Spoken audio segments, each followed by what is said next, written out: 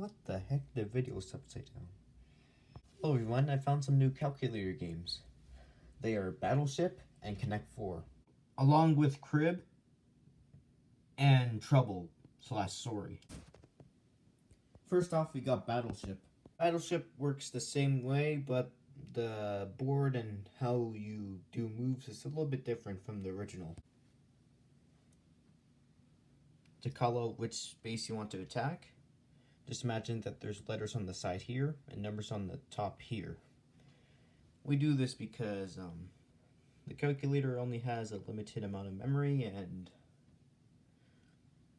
if you want the numbers and letters on the board, it will just take away from the board space. Battleship can be played on two different boards, a 6x8 board which has 48 spaces, or a 12x5 board which has 60 spaces.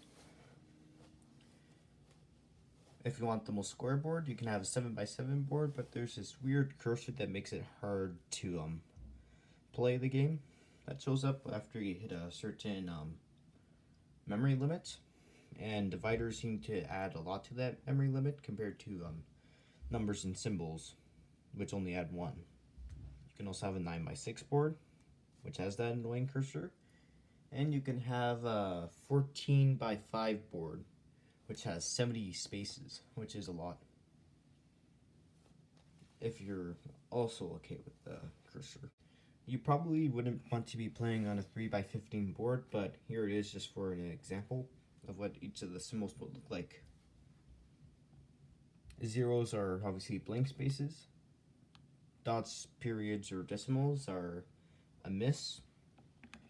1 is a hit. And now for more complex stuff with the ships. Since they can be sunk, and you can attack and miss or hit on those spaces. Since we're merging the two boards, you have attack and defend. Divides are a ship that's unaffected, no attacks or sunken ships or anything like that. Minuses are sunk. The percent symbol is a miss, but the ship is still afloat.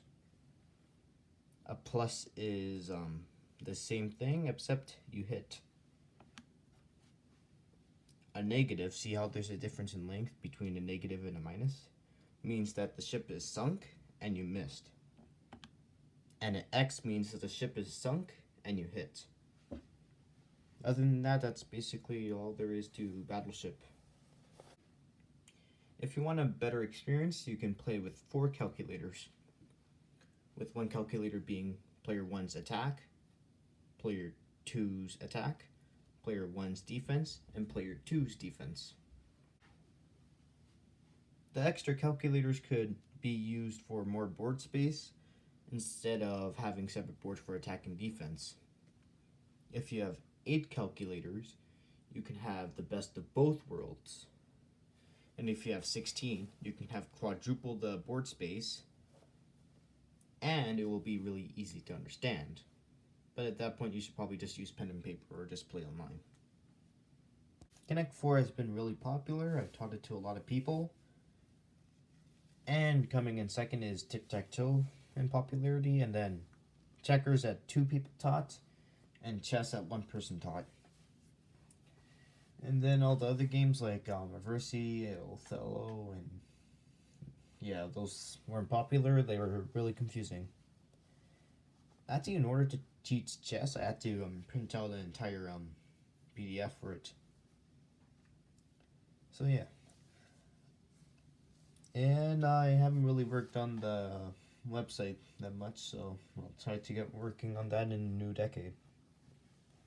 To set up Connect 4, set up a 7x6 board. The cool thing about Connect 4 is that, unlike chess and checkers, you can set up the full board without any compromises. In chess and checkers, you are only limited to 6x8, which is not the full board. Once you have the board set up, all you have to do is go to the space you want, delete and replace with symbol, delete and replace with a symbol. And please Do not use answer as a symbol. Just don't. Don't be that person.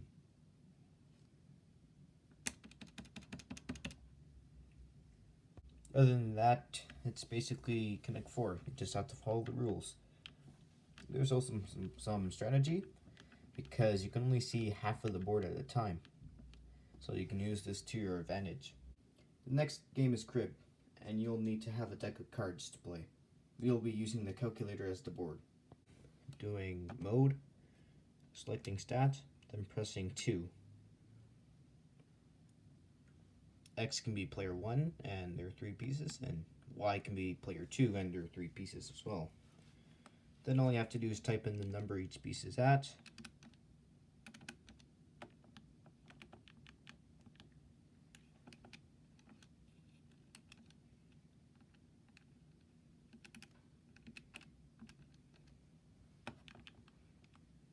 And yeah. If you want to move a piece forward, just enter the number that the piece is at, and then add how much it has moved. Our next game is basically a crappy version of Sorry or Trouble or any game where you have pieces that spawn in, and you go around the board clockwise or counterclockwise until you get back to home, and then, yeah, or something like that. So the top row is to tell you what kind of space you're on. The middle row is to tell you where each of the pieces are. And the bottom row is to tell you which pieces are still not brought out yet, and if this one is a 5, or 2 is a 6, or 3 is a 7, and 4 is an 8, that means that the piece is in home and cannot be taken out. Once all your pieces are 5, 6s, or 7s, or 8s, that means you won. This game also requires a dice to play, so you know how much each player is supposed to move, and yeah. If you're wondering what each of the numbers on the top row mean, 1s, 2s, 3s, and 4s are player homes and starts, and 0s are just blank spaces, they do nothing, and 9 is a special space. What it is is that if you landed on it, you have the choice to move forward 1 or backward 1. And this can be helpful so you can stomp on another player and send them back to start or something like that. If you don't have a dice on hand, you can use a shift random feature on some calculators, and it will spit out a random number. Or if you want a dice, you can use a random integer feature like that to get random numbers. But this feature is mainly reserved for higher end calculators with screens. On other models it looks like this.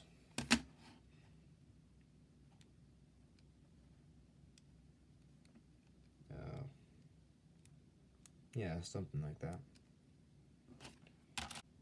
On calculators from 1988 or calculators that do not have a randomize function, you can just pick some random number and do random equations with it, and then you can have the final digit be what the dice is, or something like that.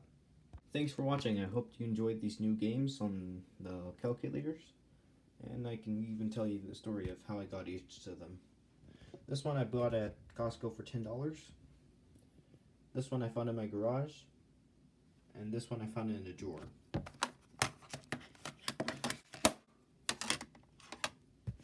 By the way, does it count as cheating if it was written 25 years ago? By the way, happy 1-year anniversary to my channel. 1 year ago, on December 30th, 2018, I made this channel when I turned 13. 1 year later, it's December 30th, 2019, and I'm now 14 years old, and I just took my learner's test, and I passed. So, thanks for watching, and thanks to the 4 subscribers I have at the time of recording. Some changes will be happening in the new year. I'll be getting a new monitor and a new PC.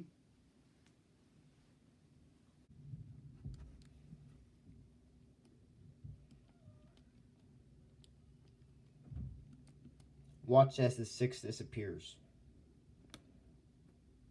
And here's an annoying bird that keeps interrupting the audio in my videos.